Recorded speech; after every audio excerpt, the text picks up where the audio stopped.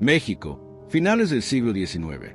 El país salía de décadas marcadas por guerras internas, intervenciones extranjeras y cambios constantes de gobierno.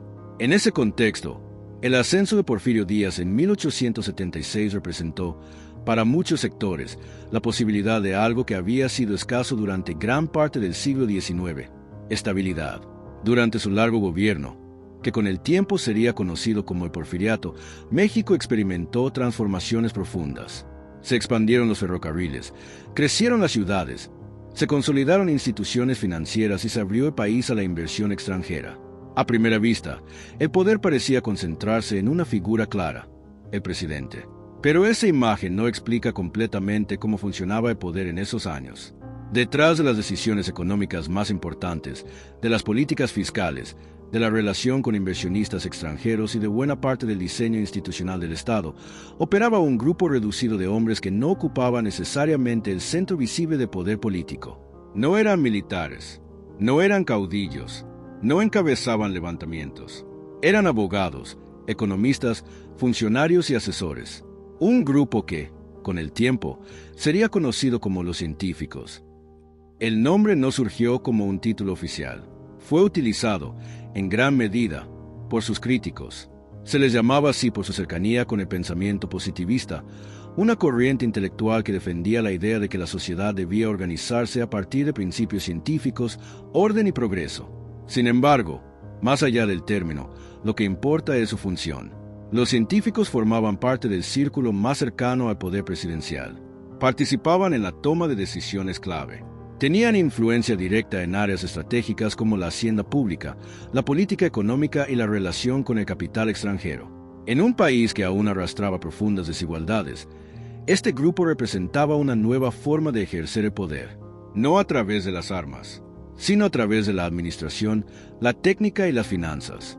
Algunos de sus miembros ocuparon cargos formales dentro del gobierno, otros influyeron desde posiciones menos visibles, pero en conjunto operaban como una red que conectaba al Estado con sectores económicos nacionales e internacionales. Entre las figuras más destacadas se encontraba José Yves Limantour, quien llegó a ocupar la Secretaría de Hacienda y Crédito Público y se convirtió en uno de los hombres más influyentes del régimen. Su papel en la estabilización financiera del país y en la renegociación de la deuda externa fue ampliamente reconocido, incluso por observadores internacionales. Antes de él, otro personaje clave había ayudado a articular los primeros vínculos entre el poder político y estas redes de influencia: Manuel Romero Rubio, suegro de Díaz y operador político fundamental en la consolidación del régimen. Pero la pregunta central no es quiénes eran en términos biográficos. La pregunta es otra: ¿qué tipo de poder ejercían?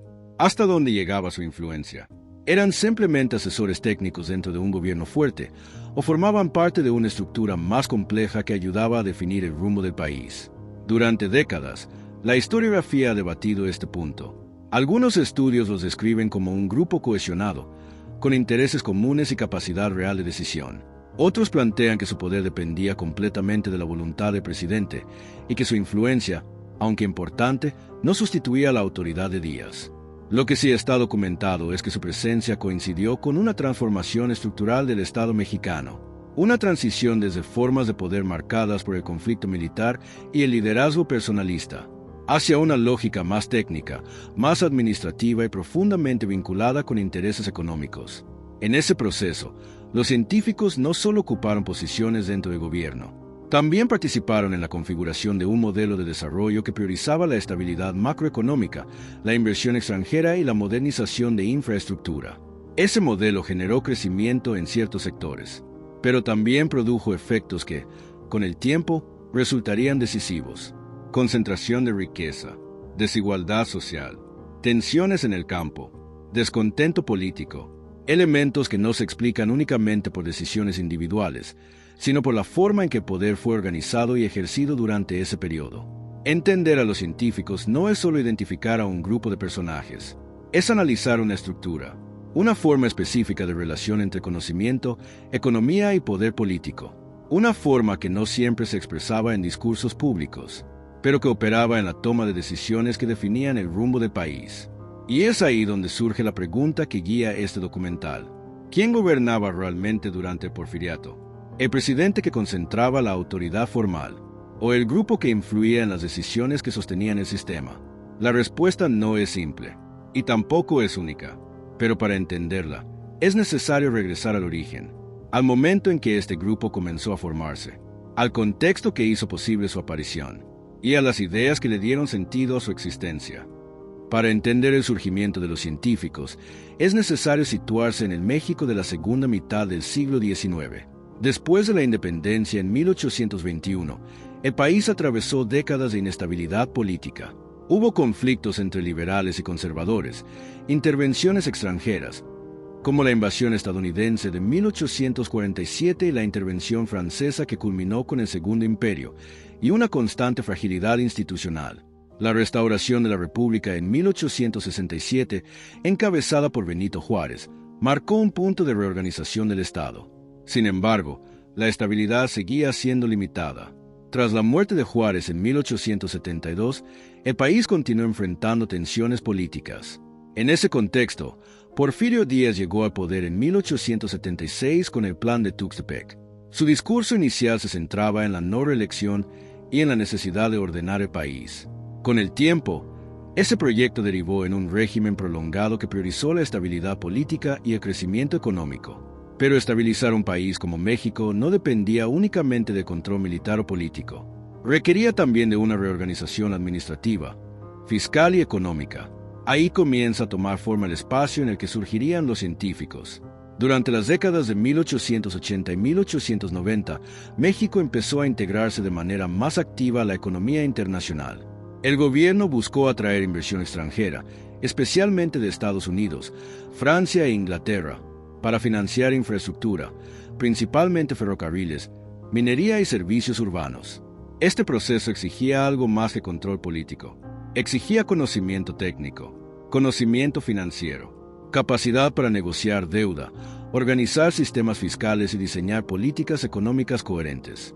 En ese momento, comenzó a consolidarse un grupo de hombres formados en derecho, economía y administración pública, muchos de ellos con educación en Europa o influenciados por corrientes intelectuales europeas.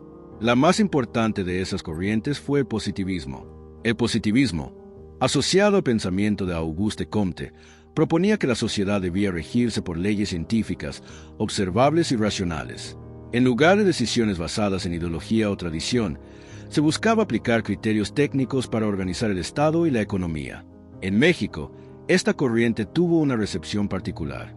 No se trataba únicamente de una filosofía académica. Se convirtió en una herramienta para justificar un modelo de gobierno: orden, progreso y estabilidad. Tres ideas que encajaban con las prioridades del régimen de Díaz. Uno de los principales difusores de estas ideas en México fue Gavino Barreda, quien introdujo el positivismo en el sistema educativo tras la restauración de la República.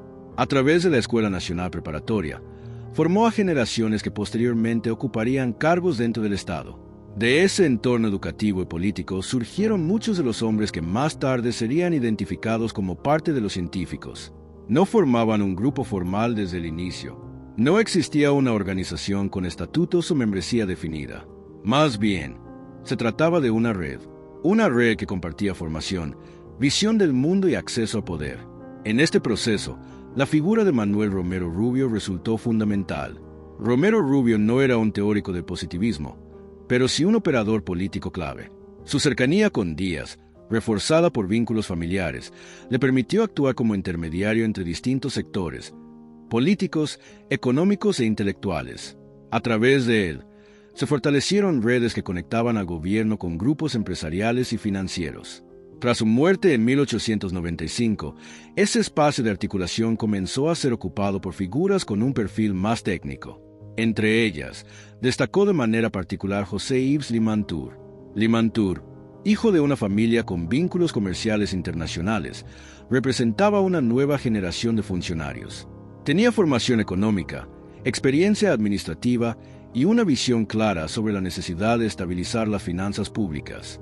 Cuando asumió la Secretaría de Hacienda en 1893, México enfrentaba problemas fiscales importantes, incluyendo deuda externa y déficit presupuestario.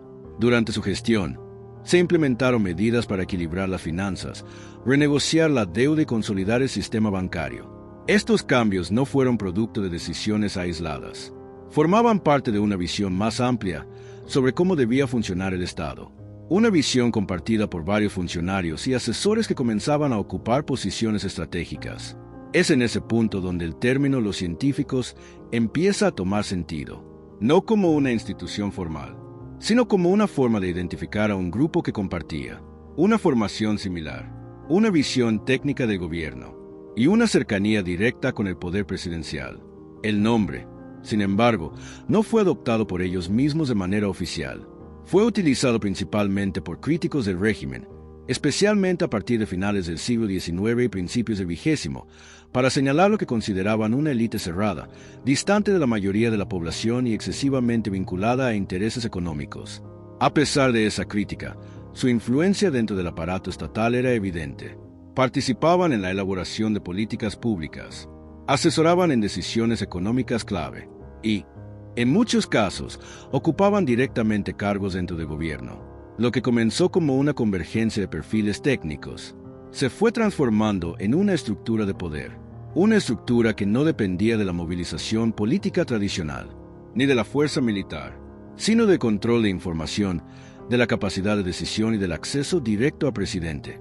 Ese origen explica en gran medida su funcionamiento posterior, porque los científicos no surgieron como una conspiración, surgieron como respuesta a una necesidad del Estado, la necesidad de administrar un país complejo, en proceso de modernización, dentro de un contexto internacional cada vez más competitivo. Pero esa misma lógica también sentó las bases de un tipo de poder que, con el tiempo, generaría tensiones con otros grupos dentro del régimen, tensiones con élites regionales y, sobre todo, tensiones con una sociedad que no necesariamente se beneficiaba de las decisiones tomadas desde esos círculos. El origen, entonces, no es solo el inicio de un grupo, es el punto de partida de una transformación más amplia. La transformación de poder en México, de un sistema basado en liderazgos militares, a uno en el que la técnica, la economía y la administración comenzaban a definir el rumbo del país. A finales del siglo XIX, el grupo conocido como los científicos dejó de ser únicamente una convergencia de perfiles técnicos dentro del gobierno. Comenzó a convertirse en una estructura estable de influencia. No existía un decreto que los formalizara. No había una organización con jerarquías visibles, pero su presencia era constante en los espacios donde se tomaban decisiones clave. La consolidación de este grupo está directamente vinculada con la estabilidad del régimen de Porfirio Díaz. A medida que el gobierno se prolongaba y las crisis políticas disminuían, el Estado mexicano pudo enfocarse en la administración, la expansión económica y la construcción institucional. Ese entorno favoreció a quienes podían operar dentro de esas áreas. Los científicos. Su influencia no dependía de discursos públicos ni de liderazgo carismático. Dependía de su capacidad para ocupar posiciones estratégicas. Uno de los principales espacios de consolidación fue la Secretaría de Hacienda, bajo la dirección de José Yves Limantour. Desde ahí, se reorganizó la estructura financiera del país. Se implementaron políticas para equilibrar el presupuesto. Se renegoció la deuda externa. Se buscó generar confianza en los mercados internacionales. En 1897, México logró estabilizar su situación fiscal, lo que permitió mejorar su acceso a crédito en el extranjero. Este resultado fue presentado como evidencia de la eficacia de una administración técnica del Estado, pero la consolidación de los científicos no se limitó al ámbito financiero. También ocuparon espacios dentro del Congreso, en ministerios clave y en organismos relacionados con la regulación económica. Muchos de ellos mantenían, además, vínculos con el sector privado. Participaban en consejos de administración. Tenían inversiones en empresas. Estaban conectados con redes comerciales y financieras, tanto nacionales como internacionales. Este doble rol, dentro del Estado y en la economía, fortalecía su capacidad de influencia. No se trataba únicamente de diseñar políticas públicas.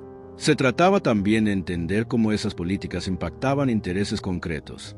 Y, en algunos casos, de participar directamente en esos intereses. En términos sociales, los científicos formaban parte de una élite urbana. Residían principalmente en la Ciudad de México. Tenían acceso a educación superior. Mantenían relaciones con círculos intelectuales y culturales. Su visión de país estaba profundamente influenciada por ideas de orden, progreso y modernización. Desde esa perspectiva, Consideraban que el desarrollo económico debía ser prioritario, incluso si eso implicaba decisiones que no beneficiaban de manera inmediata a todos los sectores sociales. La estrategia económica del régimen reflejaba esta visión. Se promovió la inversión extranjera en sectores clave como ferrocarriles, minería, energía, servicios urbanos. Empresas de Estados Unidos, Inglaterra y Francia obtuvieron concesiones para operar en el país. El argumento central era que México necesitaba capital, tecnología y conocimiento para desarrollarse, y que esos recursos no estaban disponibles en suficiente medida dentro del país. Al mismo tiempo, el gobierno facilitó procesos de privatización y concesión de tierras. En particular, se impulsaron políticas de deslinde de terrenos baldíos que permitieron a compañías y particulares adquirir grandes extensiones de tierra. Estas medidas contribuyeron al crecimiento económico en ciertos sectores, pero también generaron una concentración significativa de recursos, tanto de capital como de propiedad territorial. En este punto, la consolidación de poder de los científicos se vuelve más evidente, no porque controlaran formalmente el Estado, sino porque participaban en la definición de las reglas que estructuraban la economía, reglas que beneficiaban, en gran medida, a quienes ya tenían acceso a capital, información y redes de poder. La cercanía con Porfirio Díaz era un elemento clave en este proceso. Díaz no delegaba completamente poder, mantenía control político y militar del país, pero confiaba en este grupo para la administración económica y financiera.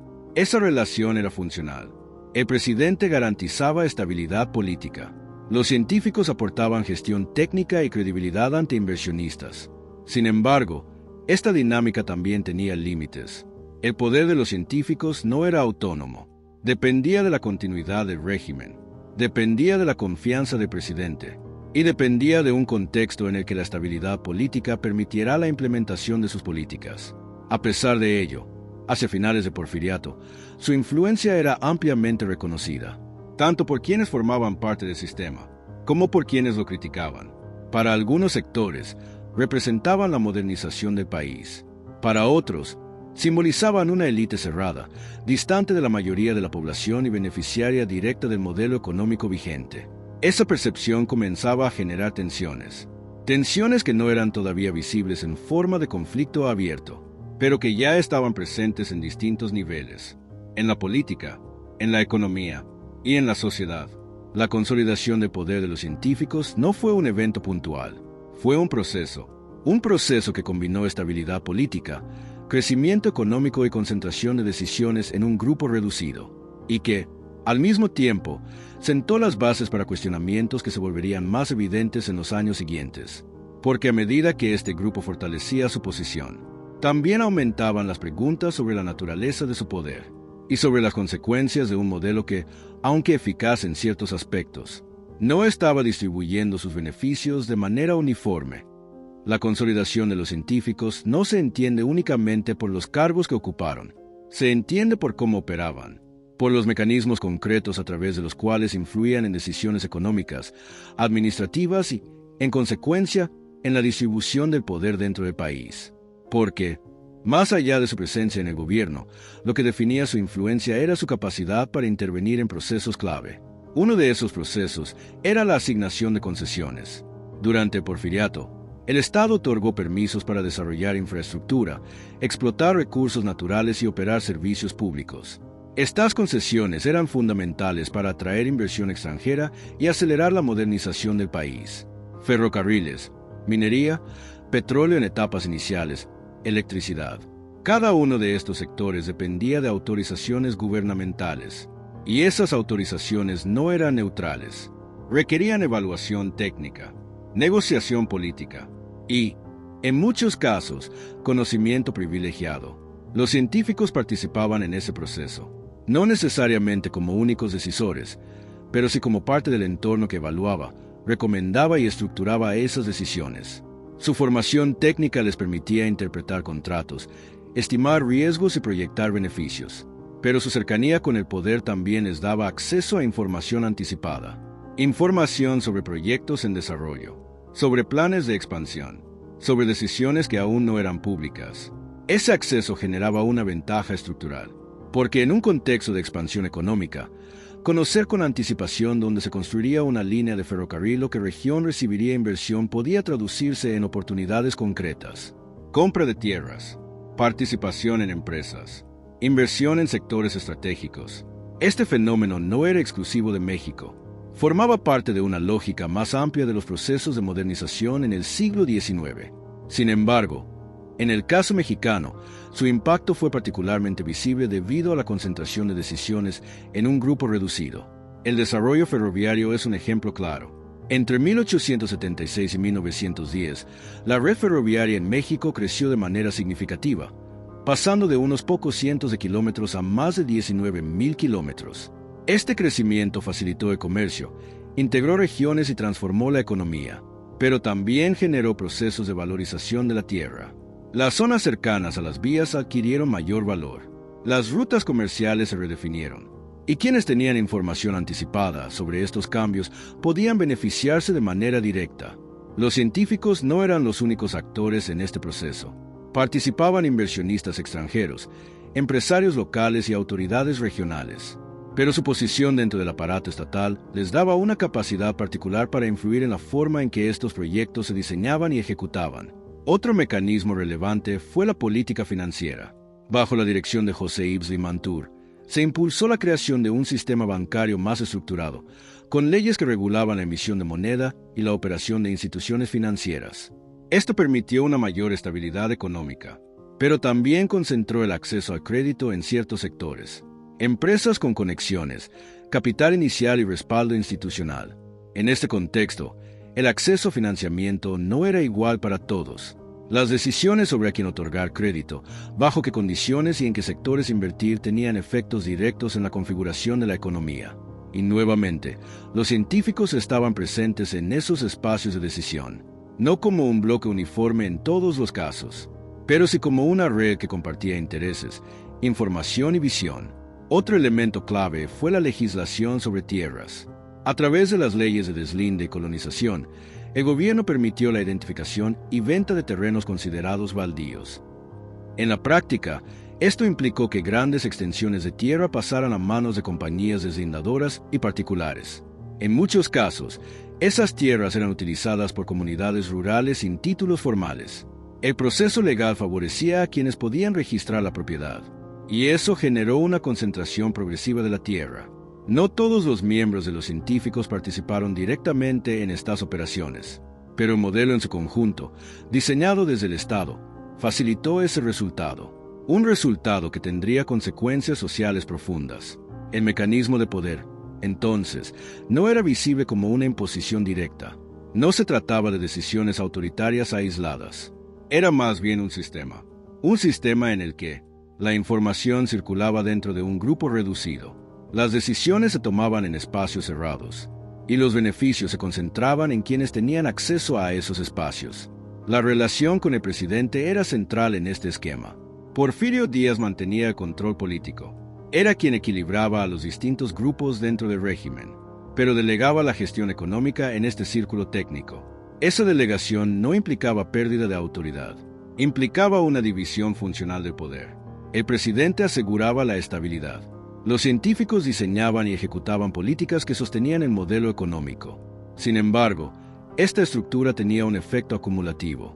A medida que el modelo avanzaba, los beneficios no se distribuían de manera uniforme. Algunos sectores se integraban al crecimiento, otros quedaban al margen, y esa diferencia comenzaba a hacerse más visible. El mecanismo de poder que había permitido la modernización también estaba generando tensiones que no eran necesariamente visibles en el corto plazo, pero que se acumulaban en la estructura social, porque el poder, cuando se concentra en redes cerradas, tiende a producir estabilidad en la superficie y desequilibrios en el fondo, y es precisamente en esa tensión donde comienza a transformarse la percepción pública de este grupo. A medida que avanzaba el porfiriato, la figura de los científicos comenzó a adquirir una dimensión que iba más allá de su papel dentro del gobierno.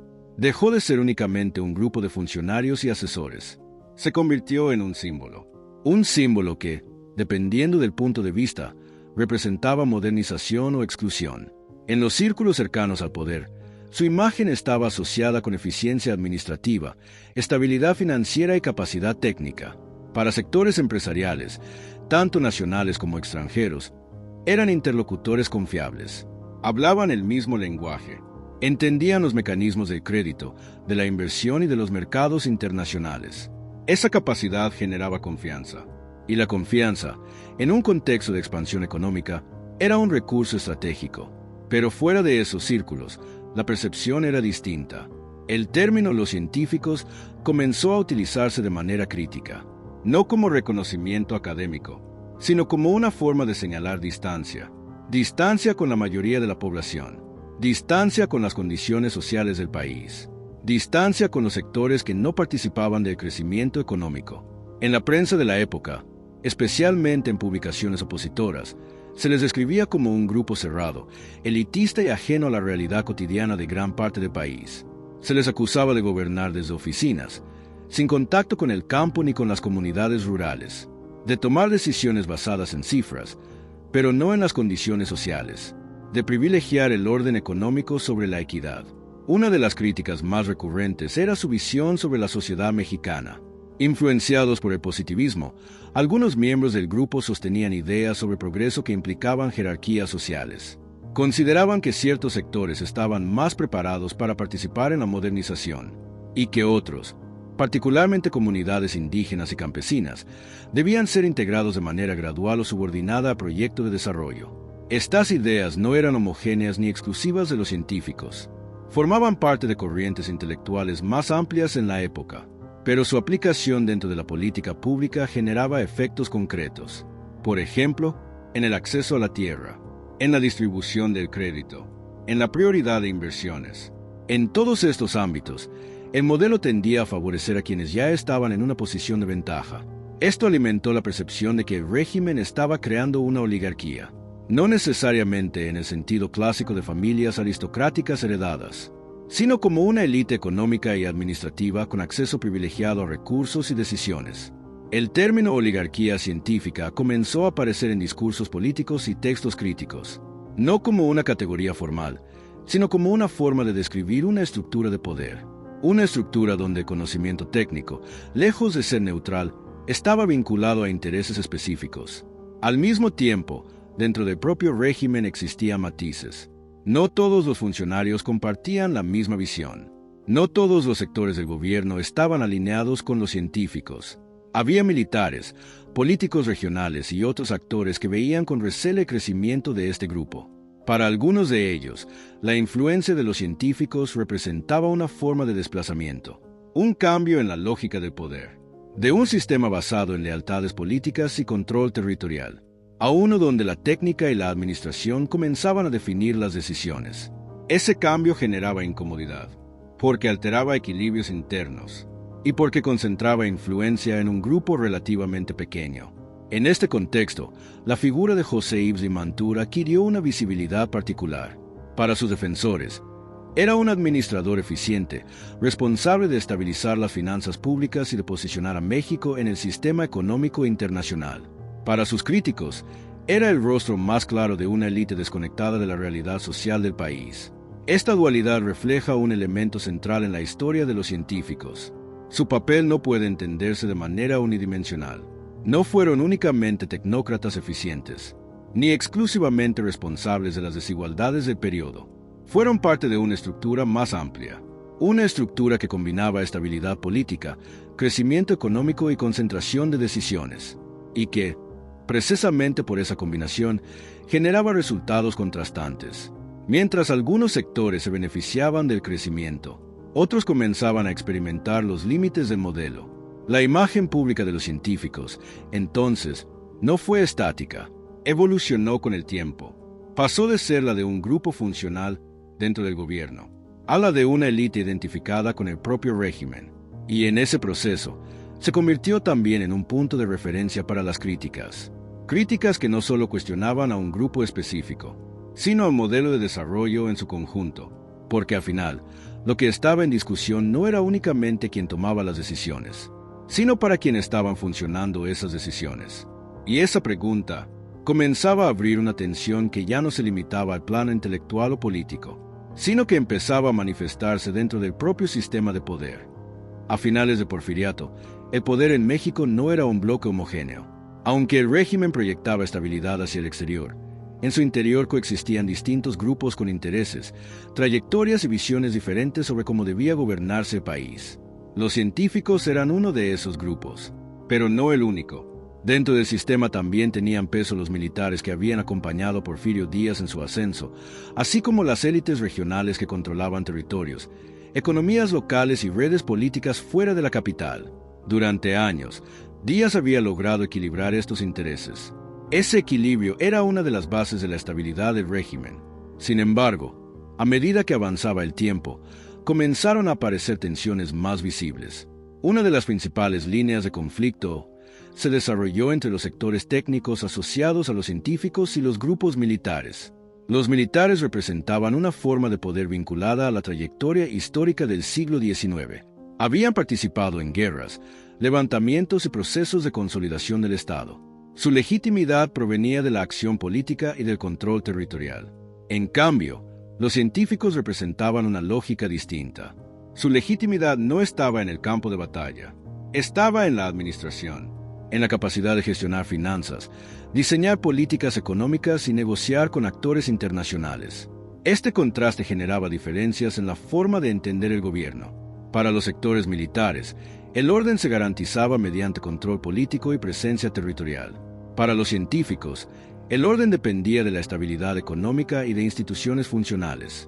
Ambas visiones podían coexistir, y durante años lo hicieron, pero no siempre coincidían. Otra fuente de tensión provenía de las élites regionales. México no era un país completamente centralizado. Los estados tenían dinámicas propias, economías locales y grupos de poder con influencia en sus territorios. Estas élites regionales estaban acostumbradas a negociar directamente con el centro, a mantener cierto grado de autonomía. La consolidación de políticas económicas diseñadas desde la capital, muchas de ellas impulsadas por los científicos, comenzó a modificar esa relación. Decisiones sobre concesiones, inversión y uso de recursos se tomaban cada vez más en espacios centralizados. Esto reducía el margen de acción de actores locales y generaba fricciones, no siempre abiertas, pero sí constantes. En este contexto, la posición de los científicos dependía de un elemento central: su relación con el presidente. Porfirio Díaz no solo era el jefe del Ejecutivo, era el punto de equilibrio entre los distintos grupos. Su autoridad permitía que coexistieran intereses que, en otras circunstancias, habrían entrado en conflicto directo. Los científicos no tenían una base política propia, no contaban con una estructura de apoyo independiente. Su influencia derivaba de su cercanía con Díaz y de la confianza que el presidente depositaba en ellos para gestionar áreas específicas del gobierno. Esto implica una limitación estructural. Su poder no era autónomo. No podían operar al margen del presidente. No podían imponer decisiones sin su respaldo. En ese sentido, la pregunta sobre quién gobernaba realmente durante el Porfiriato no tiene una respuesta simple. Díaz concentraba la autoridad formal, controlaba el aparato político y militar, pero en áreas clave, como la economía y las finanzas, delegaba funciones en este grupo técnico. Esa delegación generaba una forma de poder compartido, no en términos de igualdad, sino en términos de función. El presidente garantizaba la estabilidad política. Los científicos diseñaban y ejecutaban políticas que sostenían el modelo económico. Sin embargo, esta estructura también generaba una dependencia. Mientras Díaz mantuviera el control y la estabilidad, el sistema funcionaba. Pero si ese equilibrio se debilitaba, las tensiones internas podían hacerse más visibles. Y eso fue precisamente lo que comenzó a ocurrir en los últimos años del régimen. A partir de la primera década del siglo XX, el contexto empezó a cambiar.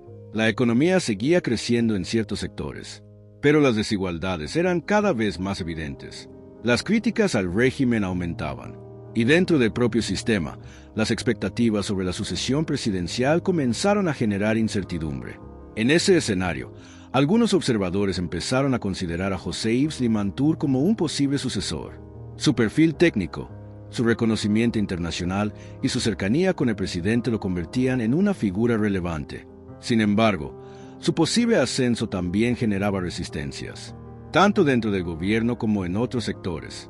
Para los grupos militares y algunas élites políticas, la idea de que un tecnócrata, sin trayectoria militar ni base política amplia, pudiera asumir la presidencia no resultaba aceptable. Esto no derivó en una ruptura inmediata, pero sí reflejaba una tensión estructural.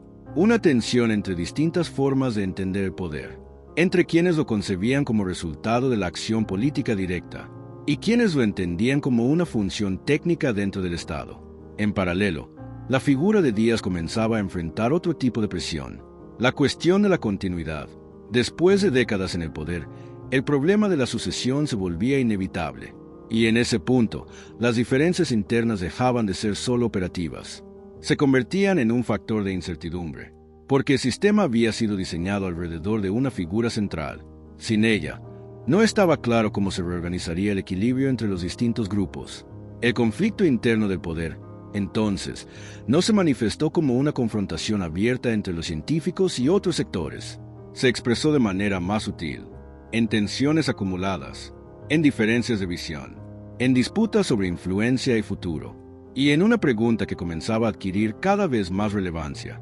¿Qué pasaría con el sistema si cambiaba el centro que lo sostenía? Esa pregunta no tenía una respuesta clara en ese momento, pero sus efectos empezarían a hacerse visibles muy pronto, cuando las tensiones internas se combinaran con presiones externas, y el equilibrio que había sostenido al régimen comenzara a fracturarse. A comienzos del siglo XX, el modelo construido durante Porfiriato empezaba a mostrar sus límites. Durante décadas, la estabilidad política y el crecimiento económico habían permitido consolidar un sistema que, desde el punto de vista administrativo, funcionaba. Pero ese funcionamiento no era uniforme en toda la sociedad. Mientras ciertos sectores urbanos e industriales se beneficiaban de la expansión económica, amplias regiones del país, especialmente rurales, enfrentaban condiciones de desigualdad persistente. El problema no era únicamente económico, era estructural. La concentración de la tierra, facilitada por políticas de deslinde y privatización, había reducido el acceso de comunidades rurales a recursos básicos. En muchos casos, campesinos que antes utilizaban tierras comunales quedaron sin medios de subsistencia formalmente reconocidos. Al mismo tiempo, el crecimiento del sistema ferroviario y la integración de mercados modificaron dinámicas locales. Algunas regiones se incorporaron al comercio nacional e internacional, otras quedaron rezagadas. Estas diferencias comenzaron a generar tensiones, no necesariamente organizadas en un primer momento, pero sí acumulativas. A esto se sumaba un elemento político. El régimen de Porfirio Díaz había mantenido control durante décadas a través de una combinación de estabilidad, negociación y control institucional. Sin embargo, ese control también implicaba limitaciones en la participación política. La reelección continua del presidente, que originalmente había sido cuestionada por el propio Díaz en su ascenso al poder, se convirtió en una característica del sistema. Esto generaba una contradicción. Por un lado, el régimen promovía orden y progreso. Por otro, restringía la renovación política. En ese contexto, comenzaron a surgir críticas más articuladas, no solo desde la prensa o sectores intelectuales, sino también desde actores políticos que cuestionaban la continuidad del sistema. Uno de los momentos clave en ese proceso fue la entrevista que Díaz concedió en 1908 al periodista estadounidense James Creelman. En esa entrevista, el presidente señaló que México estaba preparado para la democracia y que vería con buenos ojos la formación de partidos de oposición. Estas declaraciones fueron interpretadas como una apertura, como una señal de que el sistema podía evolucionar hacia una mayor participación política. Sin embargo, los hechos posteriores no confirmaron esa expectativa. En 1910, Díaz volvió a presentarse como candidato, y el proceso electoral se desarrolló en un contexto de control institucional que limitaba la competencia real. En paralelo, la figura de Francisco I. Madero comenzó a adquirir relevancia. Madero no representaba una ruptura radical con el orden social. Provenía de una familia acomodada y tenía vínculos con sectores empresariales. Pero su propuesta política cuestionaba un elemento central del régimen: la continuidad indefinida en el poder. Su campaña, basada en el principio de no reelección, logró movilizar sectores que veían en esa propuesta una posibilidad de cambio. La respuesta del gobierno fue la detención de Madero durante el proceso electoral. Este hecho, lejos de contener la situación, contribuyó a escalar el conflicto. En octubre de 1910, Madero lanzó el Plan de San Luis, en el que llamaba a levantarse en armas contra el gobierno. Este momento marca un punto de inflexión. Las tensiones acumuladas durante años comenzaron a transformarse en conflicto abierto. El descontento ya no se limitaba a críticas o disputas internas dentro del régimen. Se convertía en movilización. En distintas regiones del país, grupos armados comenzaron a levantarse, no todos con los mismos objetivos, no todos bajo una estructura unificada, pero sí con un elemento común: la oposición al sistema que se había consolidado durante el Porfiriato. En este escenario, la posición de los científicos se volvió más vulnerable. Su influencia estaba ligada a la estabilidad del régimen, a la capacidad del Estado para mantener el control, a la continuidad de un modelo que requería orden para funcionar. A medida que ese orden comenzaba a fracturarse, su margen de acción se reducía. No eran un grupo militar. No tenían capacidad para responder a una insurrección. Su poder estaba en la administración, no en el conflicto armado. Además, las críticas que durante años se habían acumulado en torno a su figura comenzaron a intensificarse. Se les señalaba como responsables de las desigualdades, como beneficiarios de un sistema que había concentrado recursos, como parte de una élite que no había respondido a las necesidades de amplios sectores de la población. Estas acusaciones no eran nuevas, pero en un contexto de crisis, adquirían mayor peso, porque el cuestionamiento al régimen ya no era teórico, era práctico. Se estaba expresando en el terreno, en enfrentamientos, en movilización, en ruptura del orden. El punto de fractura, entonces, no fue un evento aislado. Fue el resultado de múltiples factores que convergieron: desigualdad social, concentración de la tierra, limitaciones políticas, tensiones internas del poder y pérdida de legitimidad del sistema. Todos estos elementos, combinados, hicieron que el modelo que había sostenido a Porfiriato durante décadas comenzara a desestabilizarse. Y en ese proceso, los científicos dejaron de ser únicamente un grupo influyente dentro del gobierno. Pasaron a ser identificados como parte de un sistema en crisis. Un sistema que ya no podía sostener el equilibrio que había mantenido durante años. A partir de ese momento, el conflicto dejó de ser interno. Se convirtió en un proceso abierto. Un proceso que transformaría no solo al gobierno, sino a la estructura misma del poder en México. El estallido de la Revolución Mexicana en 1910 marcó el inicio de un proceso que rápidamente superó cualquier intento de control centralizado. Lo que comenzó como un llamado político encabezado por Francisco y Madero se transformó en un conflicto armado con múltiples actores, agendas y dinámicas regionales. El sistema que había sostenido a Porfiriato durante más de 3 décadas empezó a desarticularse, y con él, la estructura de poder en la que operaban los científicos. En los primeros meses de conflicto, el gobierno de Porfirio Díaz intentó contener los levantamientos. Sin embargo, la expansión del movimiento revolucionario en distintas regiones del país evidenció una pérdida progresiva de control. Las Fuerzas Armadas, que durante años habían sido un pilar del régimen, no lograron responder de manera uniforme. En algunos casos, enfrentaron a los grupos insurgentes. En otros, se vieron rebasadas por dinámicas locales que escapaban al control central. A medida que el conflicto avanzaba, la legitimidad del gobierno se debilitaba. Las negociaciones comenzaron a aparecer como una salida posible. En mayo de 1911, tras la toma de Ciudad Juárez por fuerzas revolucionarias, se firmaron los Tratados de Ciudad Juárez. Estos acuerdos establecieron la renuncia de Díaz a la presidencia. El 25 de mayo de 1911, Porfirio Díaz dejó el poder y salió del país. Con su salida, no solo terminaba un gobierno, se desarticulaba el eje que había sostenido el equilibrio entre los distintos grupos dentro del régimen.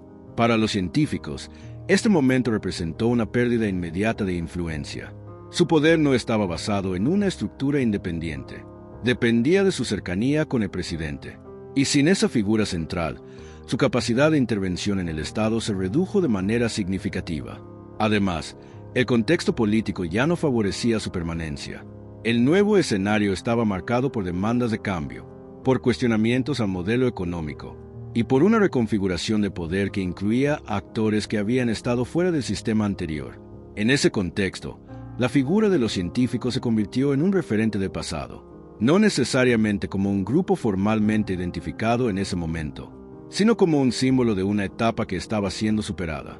Las políticas asociadas a su influencia, apertura a capital extranjero, concentración de recursos, centralización de decisiones, comenzaron a ser revisadas, no de manera inmediata ni uniforme, pero sí como parte de un proceso más amplio de transformación. El nuevo gobierno encabezado por Madero buscó establecer un sistema político más abierto. Sin embargo, la complejidad del país y la diversidad de intereses en juego hicieron que la transición fuera inestable. La revolución no fue un proceso lineal. Después de la salida de Díaz, el país continuó en conflicto durante varios años. Distintos grupos revolucionarios disputaron el control, y el Estado tuvo que reconstruirse en medio de esa dinámica.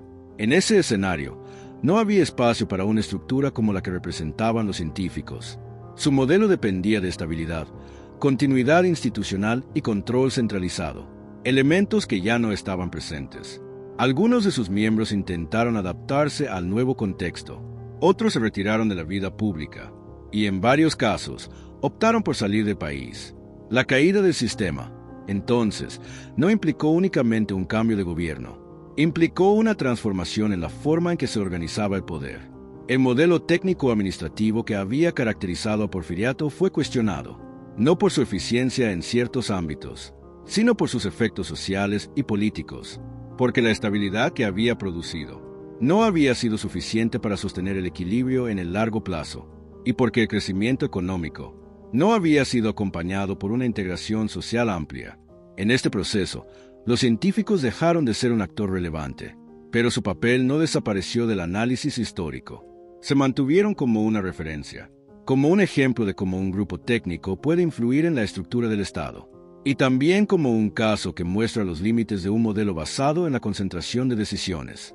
La caída de Porfiriato no fue únicamente el resultado de un conflicto armado, fue la consecuencia de un sistema que, con el tiempo, dejó de ser sostenible. Y en ese sistema, los científicos habían ocupado un lugar central, no como gobernantes formales, pero sí como parte de la estructura que definía cómo se ejercía el poder. Tras la renuncia de Porfirio Díaz en 1911, el entorno político en México cambió de manera abrupta. El sistema que había sostenido durante décadas a distintos grupos, incluidos los científicos, dejó de existir en su forma anterior, y con ese cambio, también se transformó el lugar que estos actores ocupaban dentro del país. A diferencia de otros sectores, como los militares o los líderes revolucionarios, los científicos no tenían una base territorial ni una estructura armada. Su influencia estaba ligada al aparato estatal, a los ministerios, a las instituciones financieras, a los espacios de decisión administrativa. Al desaparecer ese marco, su capacidad de acción se redujo de manera inmediata. Uno de los casos más representativos es el de José Yves Limantour.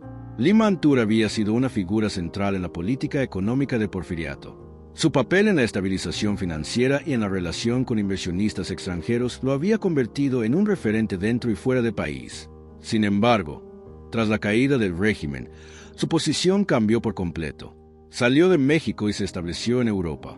Desde ahí, se mantuvo alejado de la vida política nacional.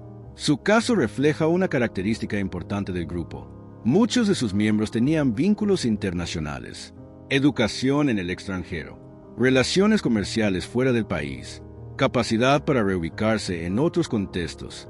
Esto facilitó, en algunos casos, su salida. Otros integrantes del grupo optaron por permanecer en México, pero alejados de posiciones de poder. Se integraron a actividades privadas, empresas, consultorías, actividades profesionales. En el nuevo contexto político, su perfil no era prioritario. El país atravesaba un proceso de reconfiguración profunda. Las demandas no se centraban en la administración técnica, se centraban en la redistribución del poder, en la reforma agraria, en la reorganización del Estado, en la incorporación de nuevos actores políticos.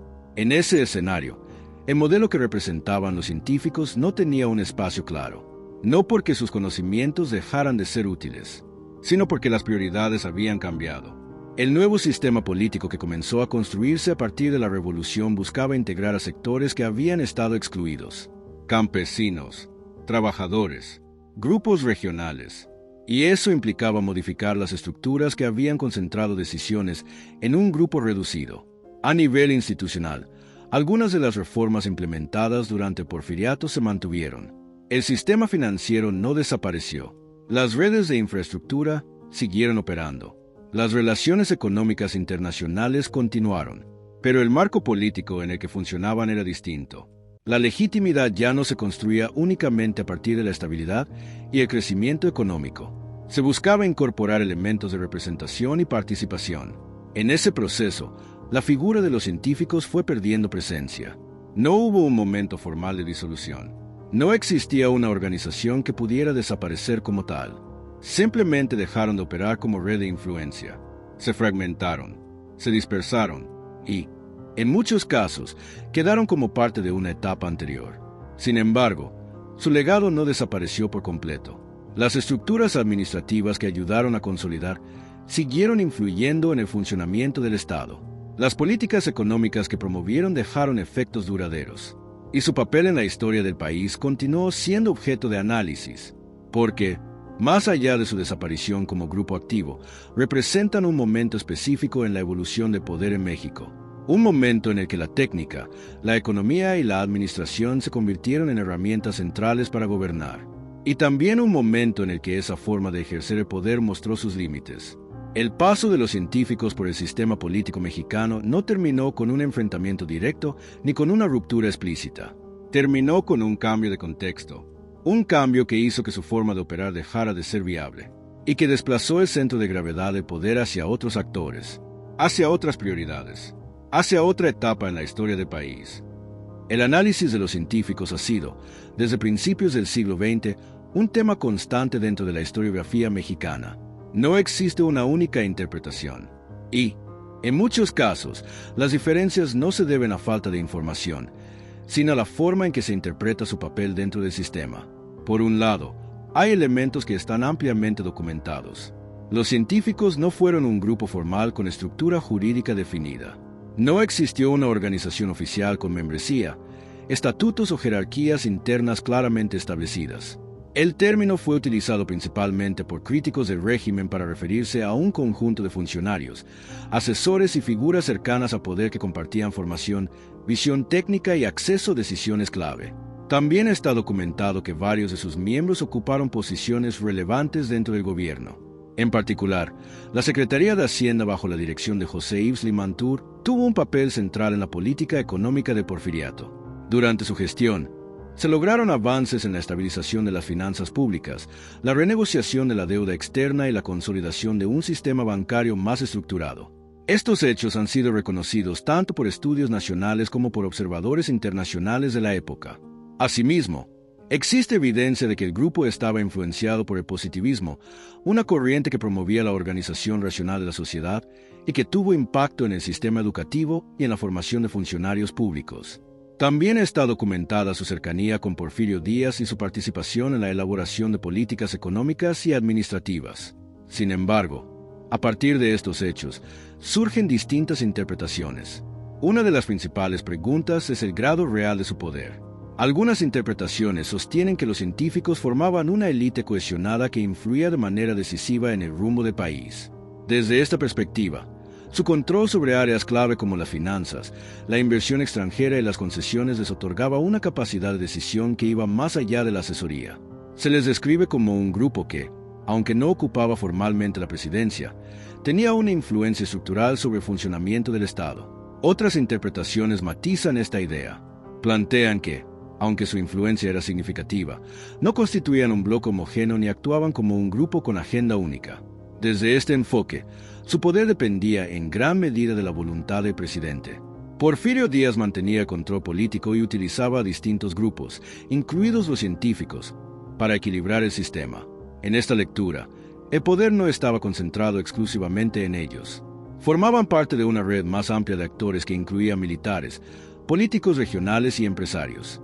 Otra área de debate se relaciona con su responsabilidad en las desigualdades sociales del periodo. Algunas interpretaciones lo señalan como responsables directos de políticas que favorecieron la concentración de la tierra y del capital. Desde esta perspectiva, su enfoque técnico habría priorizado la eficiencia económica sobre la equidad social. Otras visiones sugieren que estos procesos deben entenderse dentro de un contexto más amplio. Argumentan que la concentración de recursos no fue resultado exclusivo de decisiones de este grupo, sino de dinámicas estructurales propias de los procesos de modernización en el siglo XIX. En este sentido, los científicos habrían operado dentro de un marco que no controlaban completamente. También existe debate sobre su cohesión interna. No todos los personajes asociados al término compartían necesariamente los mismos intereses. ni todos participaban en los mismos espacios de decisión. El concepto de grupo puede ser útil para describir una red de influencia, pero no necesariamente refleja una organización con objetivos definidos de manera colectiva. Finalmente, hay diferencias en la interpretación de su papel dentro de la caída del régimen. Algunas lecturas los presentan como uno de los factores que contribuyeron al descontento social. Otras consideran que su influencia fue limitada frente a procesos más amplios, como las tensiones agrarias, la falta de apertura política y los cambios en el contexto internacional. Lo que sí es claro es que los científicos se convirtieron, con el tiempo, en una referencia simbólica, un punto de análisis para entender cómo operaba el poder durante el Porfiriato, y también un ejemplo de cómo un grupo asociado al conocimiento técnico puede ser percibido de maneras distintas según el contexto. Entre los hechos documentados y las versiones en disputa, no hay una única conclusión. Hay un conjunto de interpretaciones que reflejan la complejidad del periodo y que obligan a analizar no solo a los actores, sino a las estructuras en las que operaban. Los científicos no fueron un gobierno en el sentido formal, no encabezaron elecciones, no representaron una fuerza política organizada, no construyeron un movimiento propio y, sin embargo, su presencia coincidió con una transformación profunda en la forma de ejercer el poder en México. Durante gran parte del siglo XIX, el poder había estado marcado por conflictos militares, liderazgos personalistas y disputas territoriales. El ascenso de Porfirio Díaz no eliminó completamente esas dinámicas, pero sí las reorganizó. Bajo su gobierno, el poder comenzó a apoyarse en otros elementos: la administración, la economía, la técnica. En ese cambio, los científicos ocuparon un lugar específico. No sustituyeron al poder político, pero contribuyeron a redefinir cómo se tomaban decisiones dentro del Estado. Introdujeron una lógica en la que el conocimiento técnico, la estabilidad financiera y la integración al sistema económico internacional se volvieron prioridades. Esa lógica permitió avances concretos: expansión de infraestructura, consolidación de instituciones, mayor presencia de México en circuitos económicos globales. Pero también tuvo límites, porque el acceso a esas transformaciones no fue uniforme. El crecimiento no se tradujo en una integración social amplia, y las decisiones, concentradas en espacios reducidos, no siempre incorporaron la diversidad del país. En ese sentido, los científicos representan una tensión que no es exclusiva de ese periodo: la tensión entre técnica y representación, entre eficiencia y equidad, entre administración y legitimidad. Su historia no se reduce a una valoración única. No fueron únicamente responsables de los desequilibrios del Porfiriato. Tampoco fueron simplemente un grupo neutral de administradores. Fueron parte de una estructura que permitió estabilidad durante décadas, pero que no logró sostenerse cuando las tensiones sociales y políticas alcanzaron cierto punto. Tras la caída del régimen, su influencia desapareció como red de poder. Pero la pregunta que su experiencia plantea sigue vigente: ¿cómo se organiza el poder cuando el conocimiento técnico adquiere un papel central? ¿Quién define las prioridades en un sistema que privilegia la estabilidad económica? ¿Y cómo se equilibra esa lógica con la necesidad de inclusión y participación? Los científicos no ofrecen una respuesta definitiva, pero sí muestran un momento en el que el poder en México dejó de estar definido exclusivamente por la fuerza y comenzó a estructurarse a partir de la administración, la economía y la técnica. Un cambio que no terminó con ellos, pero que, en su tiempo, encontró en ese grupo una de sus expresiones más claras.